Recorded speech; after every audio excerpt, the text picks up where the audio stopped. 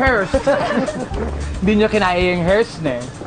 Okay. Alright! So, kila Paolo and LJ Tolentino family! Welcome to the show! Sila. Wow! Hello, madam! Hello, sir!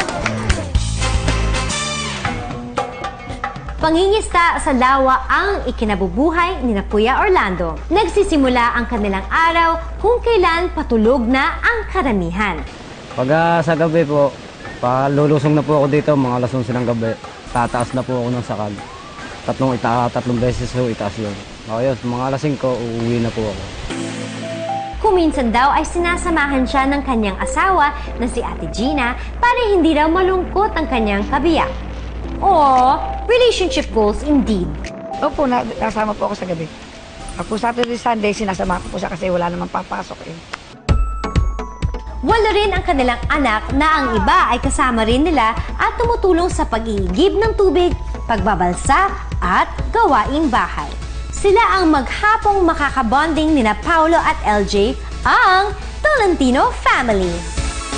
And of course, para kila Mark and Winwin, ang Sales family. Sales family. Ayan na! Si Ate Lotlot, talaga namang girl power. Isa kasi siya sa mga tagahatak ng balsa sa Lake Pandin. Araw-araw din siyang naghahanda ng mga pangangailangan ng mga darating na turista, tulad ng pagkain at mga life vest. Magluluto ng hipon, tapos may nagbabalot ng kanin.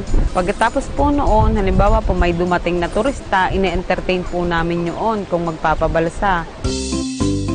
Ang mga lalaki naman ng Lake Pandin ang tagagawa ng mabibigat na trabaho sa lawa. Ang sweetheart ni Ate Lotlot na si Kuya Romeo ang gumagawa ng balsang sinasakyan ng mga turista. Po'y galing pong labasan, hinihila po ng kabayo hanggang dito. Ang isa naan, mga 12 kilo ang isa po. Bayanihan ang sistema nilang mga kalalakihan sa paggawa ng balsa. Yan pong kawayang yan, tatalian po namin. Kami po'y 6 na magtatali, bawat isang pangkol, isang tao.